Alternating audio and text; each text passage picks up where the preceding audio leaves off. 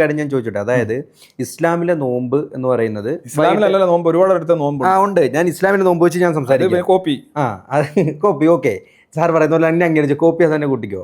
5:30 മണിക്ക് എഴുന്നേറ്റ് ആഹാരം കഴിച്ച് വൈകിട്ട് 6:30 ഒരു 7 മണിയോട് കൂടി ആഹാരം കഴിക്കുന്ന ഒരു രീതി, അതിനാണ് ഈ നോമ്പ് എന്ന് പറയുന്നത്. ഒന്നും ആ സമയത്ത് പിന്നീട് കഴിക്കില്ല. പക്ഷെ അത് ആന്തരിക അവയവങ്ങൾക്കും അതുപോലെ തന്നെ പല ശരീരത്തിലെ അവയവങ്ങൾക്കും വളരെയധികം ഉത്തേജനം നൽകുന്ന, അല്ലെങ്കിൽ ആരോഗ്യം നിങ്ങൾക്ക് കൂടുതൽ ഉണ്ടാകുന്നതിന് ഉതകുന്നതാണ് എന്ന് ശാസ്ത്രം പറഞ്ഞു എന്നുള്ളതാണ് യാഥാർത്ഥ്യം. അത് അംഗീകരിച്ചോ? അല്ല, അതൊക്കെ നിങ്ങളുടെ ടീമുകൾ ഇങ്ങനെ പറഞ്ഞ് ബോധ്യപ്പെടുന്നത്. അപ്പോൾ ശാസ്ത്രം പറഞ്ഞില്ലേ?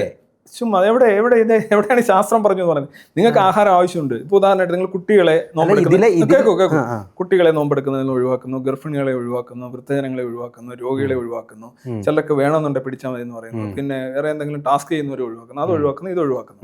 ഇപ്പൊ രാവിലെ തൊട്ട് വൈകുന്നേരം വരെ 12 മണിക്കൂറുള്ള ട്രോപ്പിക്കൽ റീജിയനിൽ രാവിലെ തൊട്ട് വൈകുന്നേരം എന്ന് പറഞ്ഞാൽ ഒരുമാതിരി പിടിച്ച് നിന്ന് തുപ്പലൊക്കെ ഇറക്കി തുപ്പിക്കളഞ്ഞു, തീർച്ചയായിട്ടും കഷ്ടപ്പെട്ട് ബുദ്ധിമുട്ടി അവിടെ വീഴും, മാർക്ക് രേഖപ്പെടുത്തുമെന്നും പറഞ്ഞ് ഈ കോപ്രായം എല്ലാം കാണിക്കും. വിശ്വാസം അതിന്റെ കൂടെ ഒരു എക്സ്ട്രാ കോപ്രായം ഉണ്ട്, ഞാൻ തിന്നാത്തോണ്ട് നീ തിന്നരുതെന്ന് പറഞ്ഞിട്ട് അത് വേറൊരു സാധനമുണ്ട്. അത് പോട്ടെ, അത് ഞാൻ തിന്നാത്തോണ്ട് നീ അത് മനസ്സിലായില്ല. അതെന്താ കണ്ടിട്ടില്ല?